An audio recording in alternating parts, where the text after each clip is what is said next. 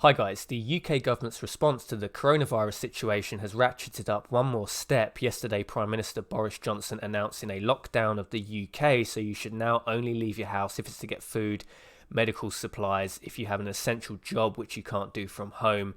If you've got a medical emergency and you have to go out, but besides that, most people should remain in their houses. You're still allowed to go for a walk, but we're told any groups gathering in parks will be broken up by the police. So this is fairly draconian. It's stuff the UK hasn't seen for a very long time. Now, I think communication from the government is somewhat lacking. I know there's a lot of confusion in the public. What exactly is the policy that the government are doing? I mean, soon we're going to be able to start seeing the countries that have probably taken the right path, countries that have taken the wrong path. Obviously, Italy did a lot of things wrong. Countries like South Korea have done a lot of things right. They had a lot of cases, but they really got on top of it.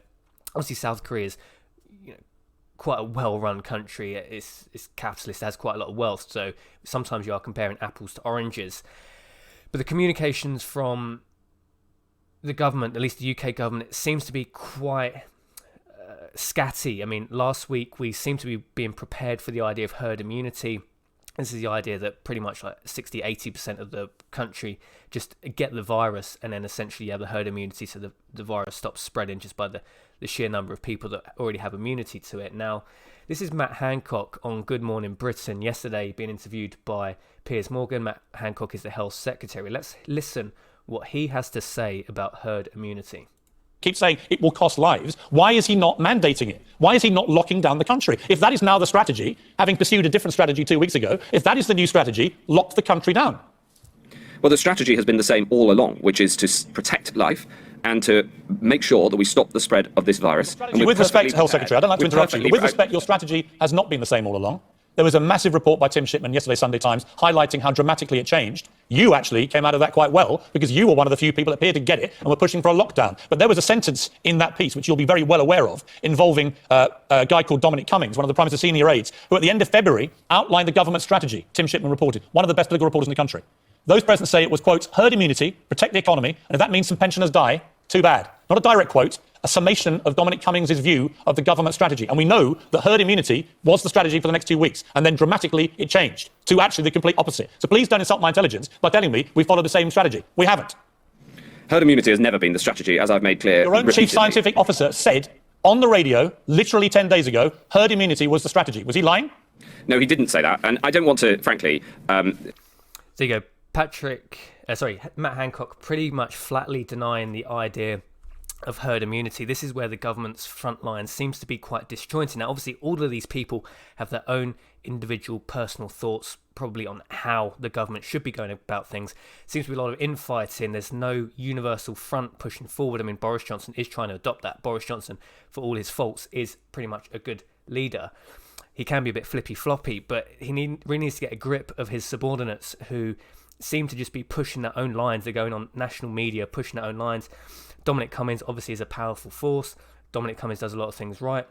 I'm not even saying doing herd immunity is the wrong thing. It potentially could save the economy. If the economy crashes, if we have a bond collapse, more people are going to die from that, from the effects of just an economic meltdown, than would actually die through doing herd immunity. So I'm not saying one avenue's right, one avenue's wrong.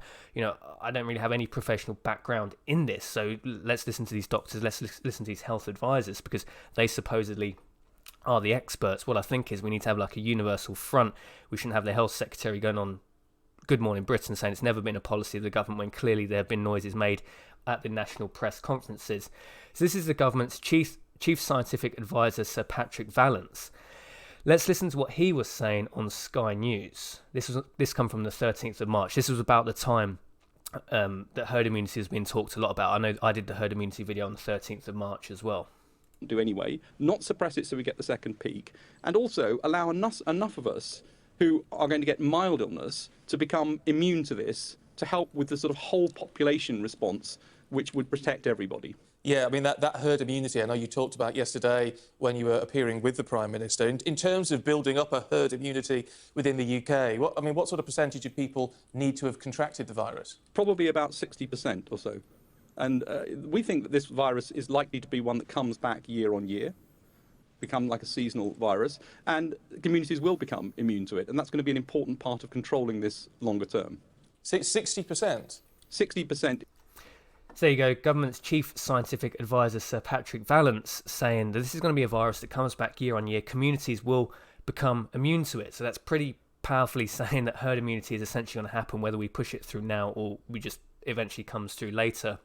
So this flippy floppy U-turn situation is obviously causing confusion for the general public. I mean, obviously when we're in this lockdown state, again, no one really knows how long this lockdown state's saying. Boris Johnson says it's going to be 3 weeks and then he'll review it. I mean, the UK are already saying expect like a year of social isolation to be in effect. Maybe they unlock one area that maybe rural areas where there's minimal virus spreading. Maybe lock down the cities for longer. I don't know how long the UK economy can stand this kind of punishment. UK economy is already very weak. We're overdue a recession. Financially, we're very weak, very indebted nation. Going into it, interest rates near zero.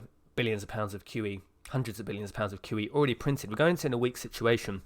We should probably not allow the UK economy to collapse unnecessarily, because again, that will cost more lives than just if you just let the virus run through the population. I mean, you wouldn't just let it run through wildly. I think my ultimate feeling, I think the UK government are going to adopt herd immunity, but they just want to do it as a controlled burn. So they're doing the lockdown now. Let the NHS catch up, potentially make more ICU beds, impromptu ICU beds, whether you use sort of warehouses and just build as many of these ventilation machines as you can and just convert, public buildings, whatever you've got, into essentially improvised hospitals. And so I think it's just going to be a controlled burn. I think they're just trying to keep the public calm at the moment. They've talked so much about it. It seems weird this big U-turn will happen, but obviously unless you're very high up, sort of senior civil servant within the government or in the cabinet, no one else really knows. It's all just speculation. I mean, herd immunity has been talked about a lot of. Whether it's a policy will do, I don't know. Maybe they're just sort of waiting out to see if there's any noise from the sort of immunisation front. Will a vaccine? How long is that looking at being? I mean, rumours are it's going to be something like autumn 2021, which is a long way to push. A very high chance the economy would just be dust by that point. And again, many more people will die if you just turn the economy to dust, because everything collapses at that point. Let me know your thoughts and opinions. What do you think the way to go is? Is it herd immunity?